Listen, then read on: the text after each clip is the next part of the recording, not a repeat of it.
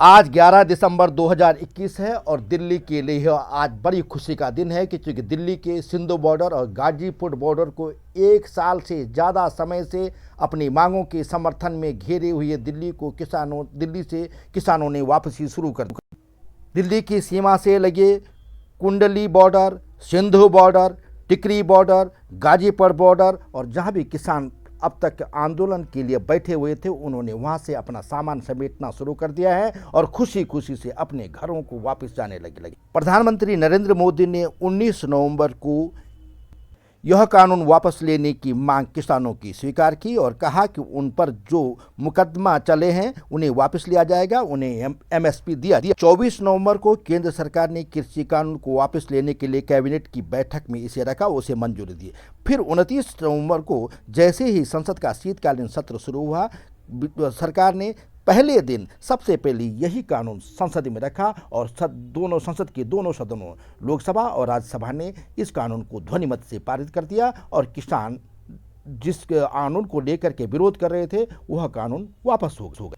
श्री मोदी की कानून वापस लेने की घोषणा के बाद खुशी की लहर किसानों पर दौड़ी। इस दौरान दिल्ली को भारी संकट का सामना करना पड़ा और किसानों को भी भारी संकट झेलना पड़ा। सरकार का बड़ा खर्च हुआ, लेकिन किसानों ने यह मांग तभी मानी है जब केंद्रीय कृषि सचिव ने उन्हें चिट्ठी लिख करके भेजी। कृषि सचिव की चिट्ठी मिलने के बाद किसानों ने अरदस की, खुशियां मनाई सिंधु बॉर्डर में और उसके बाद अपने घरों को पलायन शुरू कर दिया, अपने घरों को जाना शुरू कर। किसानों ने सीमाओं पर अपने घर बना दिए थे, पक्के घर बना दिए थे सिंधु बॉर्डर में, अब वो इन घरों से वापस जाने लगे। किसान मोर्चा और सरकार के बीच संबंध में 8 दिसंबर को सहमति बन गई थी और 9 दिसंबर को जब इसकी घोषणा हुई तो उसके बाद किसानों को घर जाना था 10 दिसंबर को। लेकिन इसी बीच दुर्भाग्य से देश के सीडीएस बिपिन रावत की मृत्यु की खबर आई और किसानों को एक दिन के लिए वह घर वापसी टालनी पड़ी और आज वे अपने घरों को रवाना शुरू हो गए हैं और बड़ी संख्या में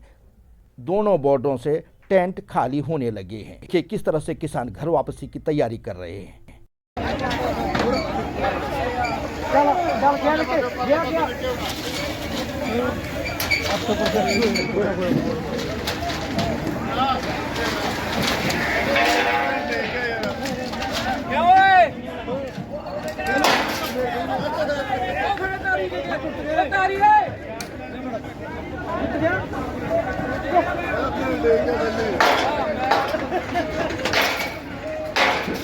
कृषि सचिव से पत्र मिलने के बाद किसानों ने घर वापसी का मन बनाया और वे सब तेजी से घर के लिए रवाना होने लगे। उन्हें विश्वास हो गया कि सरकार ने उनकी बात मान दी है। हालांकि किसान नेताओं का कहना है कि यह आंदोलन भी खत्म नहीं हुआ है, यह आंदोलन उन्होंने टाला है, इसे स्थगित किया है। यदि सरकार उनकी बात नहीं मानती है तो फिर वह आंदोलन को करने को मजबूर होंगे। लेकिन कृषि सचिव के बाद अब उन्हें विश्वास हो गया है कि सरकार उनकी बात मान गई है और उन्होंने आंदोलन वापस लेने की घोषणा करने के साथ अपने घरों की रवानगी उन्होंने शुरू कर दी है।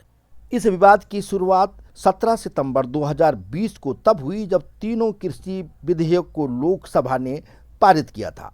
20 सितंबर 2020 को भारी हंगामे के बीच राज्यसभा में तीनों विधेयक पारित किए गए थे और 27 सितंबर को राष्ट्रपति रामनाथ कोविंद ने इस पर हस्ताक्षर कर दिया था और इसे कानून की शक्ल दे दी थी। संसद में इस कानून के पास होते ही 25 नवंबर 2020 को किसान संगठनों ने इसके विरोध में दिल्ली चलो आंदोलन का आह्वान किया। 26 नवंबर को दिल्ली की ओर जा रहे किसानों को पुलिस के साथ आमना सामना हुआ और पंजाब से लेकर के उत्तर प्रदेश, मध्य प्रदेश और राजस्थान में किसानों पुलिस के बीच भारी झड़प भी कई जगह हुई। हम दिल्ली नहीं पहुंचे, इसके लिए सड़कों को तक खुदवाया गया था।